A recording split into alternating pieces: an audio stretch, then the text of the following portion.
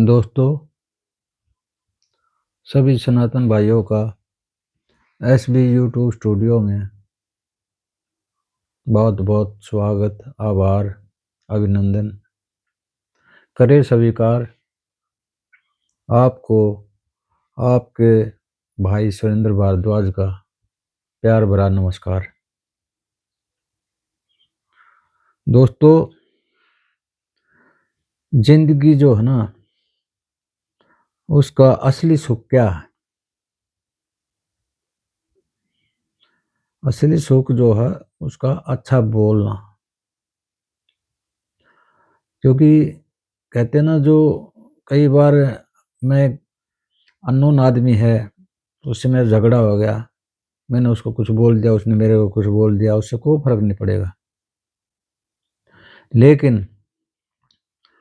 कहते हैं ना कि हथियार जो होता है ना, उसका घाव भर जाता है। हथियार से किसी ने मार दिया, कुछ चाकू मार दिया और कुछ मार दिया, वो घाव भर जाएगा। लेकिन अपनों का सब कुछ करते हुए कई बार ऐसा होता है कि अपनों का जो घाव है ना, वो कभी नहीं भरता। और कई तो अपने ऐसे हो जाते हैं, जैसे मैं अभी आज न्यूज़ सुन रहा था कि लखनऊ में वो जो एक ही लड़का था, उसके बाप ने करोड़ों की प्रॉपर्टी थी, शराब का व्यापारी था, कुछ था जो कुछ भी था। बाप हमेशा यही चाहता है कि भी मेरा बच्चा अच्छा बने। मैंने जिस तरह से भी जो भी पैसा अर्जित किया, धन अर्जित करा, तो वो किया। लेकिन उसको पता होता ना कि भाई जैसे इस तरह के जो काम होते हैं, तो उसमें बहुत कुछ कमियां होती हैं, बहुत गलत काम भी करने पड़ते हैं आदमी ने। तो उसने यही सोचा होगा कि भाई मेरा बेटा जो है और पढ़ाई करे, अच्छी पढ़ाई करे। तो नेट या के पता नहीं किस चीज़ की वो पढ़ाई करना चाह रहा था, तो उसको बुरा लग गया। उसने थोड़ा, हम क्योंकि पिता है भाई, उसको ये थोड़ा पता ये कि ऐसा कर देगा। उसने तो यही कहा होगा कि बेटा पढ़ ले, इसमें क्या है, अभी उम्र है, बाद में लाइफ कभी उल्टी नहीं आती। अब जब मैं सोचूं अगर मैं अभी पढ़ लूँ तो मैं नहीं पढ़ सकता, तो अभी आपका टाइम है, अकेला बेटा है। तो उसने देखो आज क्या है, घोर कलयुग, कि अपने पिता का ही मर्डर कर दिया। चलो मैं ये सोचता हूँ भाई उसके पास गन है, एक बार गुस्से में चल गई वो भी सिर में मार के उसने बिल्कुल ख़त्म ही कर दिया। और फिर उसको नष्ट करने के लिए उसके हाथ पैर काट दिए, नीचे का हिस्सा गायब हुआ, बता रहे।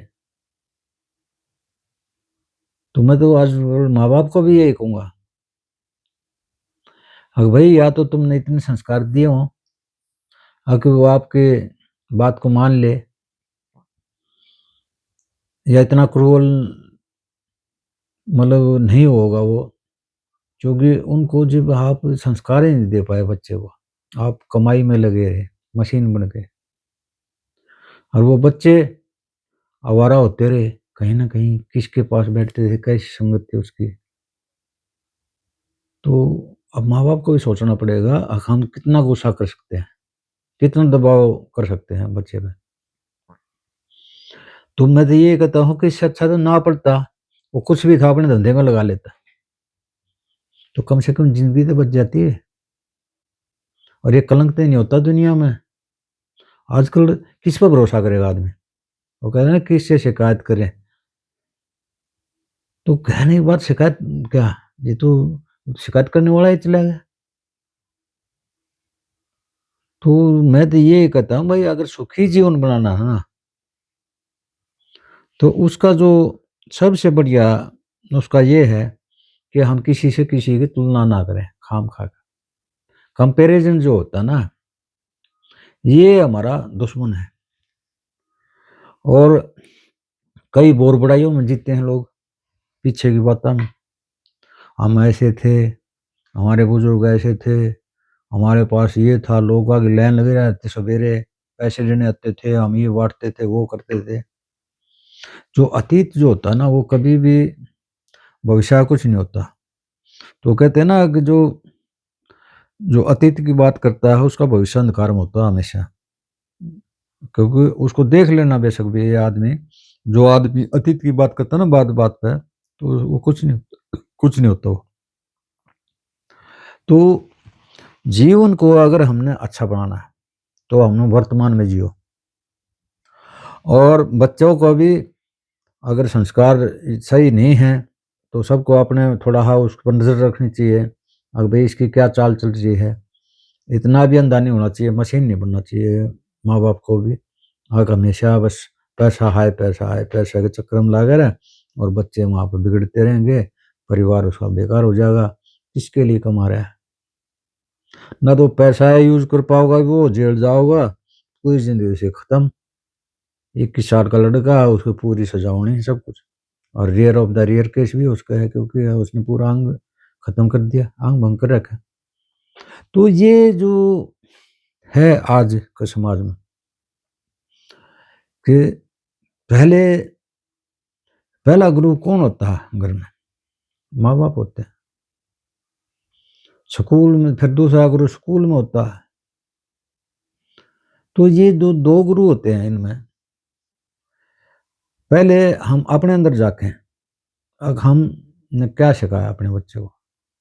मैं कई बार बोलता हूँ ऐसे ही, तो हमारे सनातन में ऐसा नहीं होता था, क्योंकि हमारे सनातन में हर दूसरे घर में, बल्कि पहले तो हर एक घर का एक बच्चा गुरुकुल जाता था।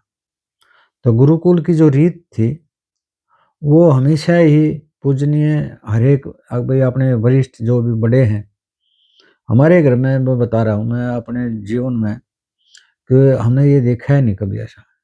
सोच भी नहीं सकते। परिवारों में ऐसा-ऐसा व्यवहार था हमारे यहाँ कि अगर हम बड़े भाई के साथ भी चारपाई पे नहीं बैठ सकते थे, जिसमें ज़्यादा गैप होता था। तो छोटे भाई जो थे वो साइड में दूसरे स्टूल पे या कुर्सी पे बैठते थे, बड़ा भाई वहाँ बैठा था। और बड़ा भाई किसी और के साथ बात कर रहा है, तो हम साइड से निकल जाते थे। ज़रूरत होती तो वो बुला लेता हमें, नहीं ज़रूरत होती तो हम नमस्ते करके निकल जाते थे। लेकिन आज समाज कहाँ चला गया, आज दुनिया का ये ऐसा हाल हो रहा है, अब दुनिया सब गन लेके खड़ी है। तो परिवारों में जो मनमुटाव होते हैं ना ये कभी भी, मैं तो ये कहता हूँ हर चीज़ को है ना अब सोच समझ के हमने निकालना पड़ेगा कि भाई अगर ठीक कर रहा है तो उसका भविष्य अच्छा हो जाएगा, नहीं कर रहा है तो जो हमारा है वही ले लेगा उसने, जो कुछ भी है। तो अब वो है नहीं, क्योंकि पेशेंस नहीं रहा किसी में भी। आजकल का जो खान-पान है, ये इतने फास्ट ज़िंदगी है सबकी, किसी पे किसी से बात करने का टाइम नहीं। घर में हैं, पूरा परिवार है, लेकिन परिवार में किसी से कोई सा बात नहीं कर रहा, सब अपने मोबाइल पे बैठा है, कोई लैपटॉप लेके बैठा है, कोई कंप्यूटर पे बैठा है, कोई अपना टीवी देख रहा है। तो मतलब किसी से किसी को बात करने की फुर्सत ही नहीं है। वैसे सब खाली हैं और सब बिज़ी भी हैं। तो मेरा पहले भी मैंने एक बार कहा था कि भई जो है ना ये थोड़ा बहुत टाइम निकालो अपने बच्चों के साथ। जब तक वो बच्चा छोटा है और जब तक वो बोलना सीख रहा है, वहीं से अपना उसको बताना शुरू करो, अपने संस्कार। हमारे सनातन में यही होता था ना, जो भी होता था, उसी से अपने जो गुरु शिक्षा वाला, पहले अपने माँ-बाप उसको उम, समझाओ थोड़ा, हाँ, मतलब बताओ उसको। अब बेटा देखो अंकल आ गए, उसको नमस्ते करो, देखो ये ताऊ जी आ गए, नमस्ते करो इसको, हैं? अरे थोड़ा थोड़ा बड़ा बच्चा होगा, बेटा पानी पिलाओ, अंकल जी आए। तो उनको ये करो, मतलब धीरे-धीरे वो बच्चे में यही संस्कार होता शुरू होगा अपना घर में। फिर उसकी जो पढ़ाई-लिखाई जो भी है, तो थोड़ा बहुत अपने घर में पूजा-पाठ हम न करना चाहिए सबने। तो अगर टाइम हो, मंगलवार है, जा उसको पैसे दे दो को, जा बेटा वहाँ से है ना दुकान पे तो वो प्रसाद ले, आज मंगलवार है। तो ऐसे उसमें संस्कार आएँगे। जब धार्मिक विचार होंगे, तो वो किसी का खून की तो बात छोड़ो, वो किसी को गलत भी नहीं बोलेगा। तो ऐसे ही जो है ना, मेरे तो यही आज मेरे को बहुत दुख लगा। अब जिन बच्चों के लिए माँ-बाप माँ गीले में सोती है, उसके पेशाब में सोती है, उसकी कच्छी बदलती है, वो बाप दिन-रात भागा-भागा फिरता है, अच्छी पढ़ाई के लिए उसका इंतज़ाम करता है, पैसा कमाता है। तो मानसिक जो शांति तभी हमें होगी जब हमारा परिवार ठीक होगा। तो किसी को किसी से कंपेयर मत करो, किसका बच्चा होशियार है, किसका नहीं है, किसके ने क्या कर लिया, किसी मेरे ने क्या नहीं किया, तो उसका कंपैरिज़न ख़त्म करो एकदम। दूसरी बात, उसकी रुचि क्या में है, वो रुचि को पहचानो शुरू से। पूछ लो बेटा, झूठ मत बोलो, आपको तो स्पोर्ट्स में अच्छे हो, स्पोर्ट्स में निकालो उसको। अगर किसी भी सब्जेक्ट में अच्छा है, साइंस में है तो साइंस में ले जाओ, अगर कॉमर्स में है तो कॉमर्स में पढ़ाओ, अगर वो कुछ भी नहीं है तो आर्ट में पढ़ाओ। जो भी ईज़ी सब्जेक्ट जो उसके लिए आसान हो, तो उस पे दबाव मत करो। वैसे भी अब भी एग्ज़ाम चल रहे हैं बच्चों के, मैं तो उन सब भाइयों को भी बोलता हूँ कि भाई ये जो ज़्यादा खामख़ा वो मत बनाओ होगा, अब 100% हे होंगे। आजकल सब क्या है कि एंट्रेंस एग्ज़ाम है, तो उसका इतना हो कि भई एंट्रेंस एग्ज़ाम का एलिजिबल हो जाओ, तो इतना दबाव मत डालो बच्चों पे, खामख़ा का। जितना वो योग्य है उतना उसको पढ़ने दो, शांति से, प्यार से। मेरा तो यही मैसेज है आज सभी भाइयों को, अपने सनातन भाइयों को मैं तो कहूँगा कि अपने घर में सब अपने 1-2 किताब ज़रूर रखें, भागवत रखें, गीता भागवत रखें और रामचरितमानस रखें, रामायण। तो कुछ न कुछ ऐसे करो, तो घर में एक दिन तो ज़रूर मंगलवार को हनुमान चालीसा कराओ, सोमवार को अपने शिव चालीसा पढ़ाओ, मतलब कुछ भी है अपने घर में थोड़ा बहुत धार्मिक वातावरण रखो, तो सब सुख शांति हो जाएगी। जय हिंद, राम राम।